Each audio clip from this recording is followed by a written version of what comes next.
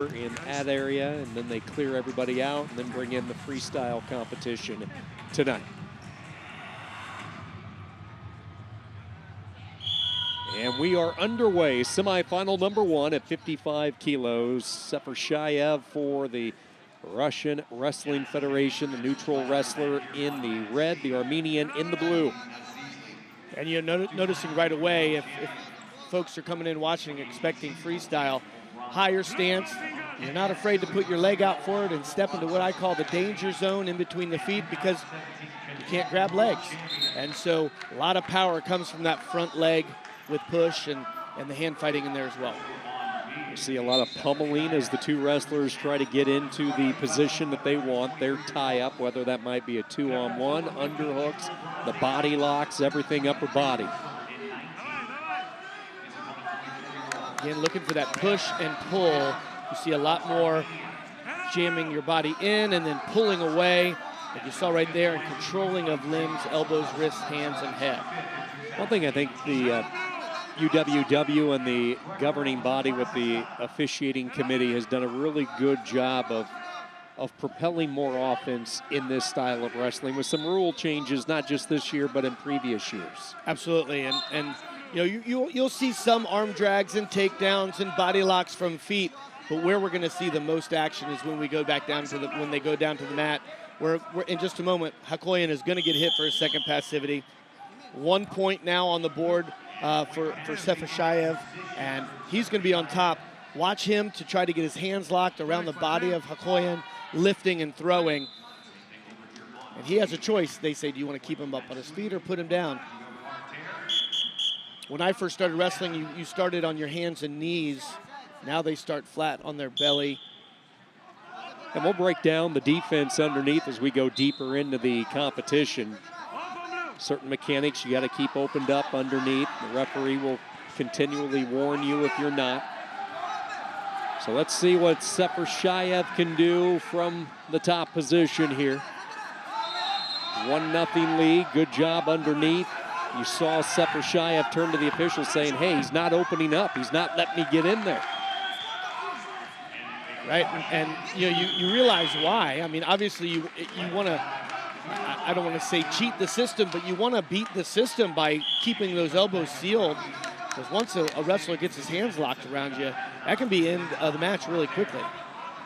So a good job by HAKHOYAN to defend. Other differences, you'll see cautions pop up occasionally. They are worth 2 points in Greco-Roman, not 1, as they are in freestyle. Arm throw attempt comes up empty. You're not going to see as many fleeing the mat calls in Greco-Roman, but you will see someone get a leg foul. If I'm in danger of getting launched onto my head, I'm typically going to reach down and grab a leg. I'm much more willing to give up a caution in 2 points than a 5-point throw or even a fall.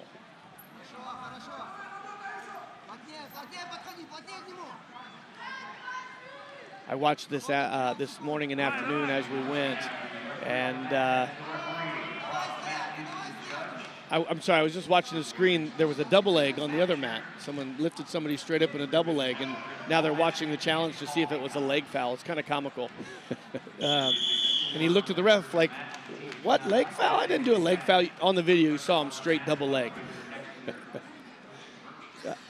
But watching earlier today, from that parterre position, top wrestler would step in front and step right near the arm of the opponent, saying, I dare you, grab it. Because as soon as they grab it, they were given caution in 2 to the top person. They were given points for a leg foul. As you change the rules, people learn how to game the system. They do. It's always a continual adjustment. How can we beat it? How can we change?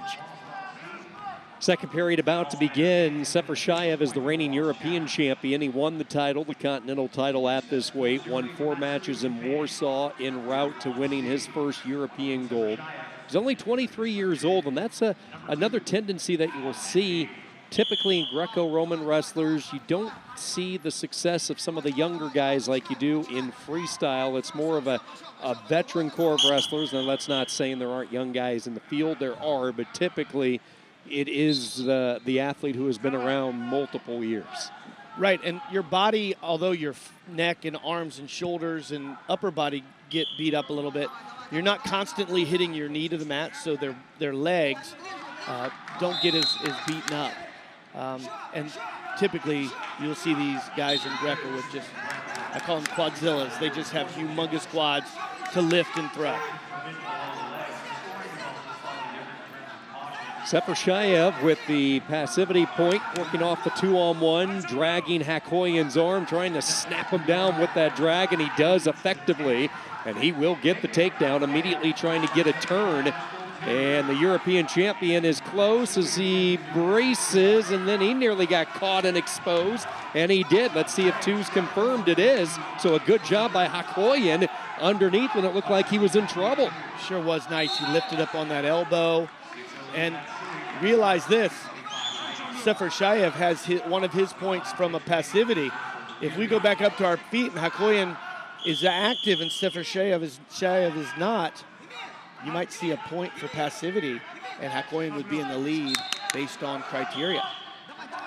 Armenia normally at this weight sends out Rudik Merchian. He is not here. They have put in HAKHOYAN here, and he's done quite well, taking down the European champion in a tight match, 3-2, minute 40 to go. Pace picking up a little bit. Smart of the Russian Federation coach to be saying blue passive or passive blue, trying to get that into the head of the official. And right now he has his European finger wave as he says no, screams it out to him, waves his finger and says, you need to be more active. We have gentle referees and we have ones that just tell you like it is. We need those people in our lives. 3-2, Russia with the 1-point lead. Passivity point, the difference from back in the first period. Each have settled for 2 in this second period, approaching the 1-minute mark.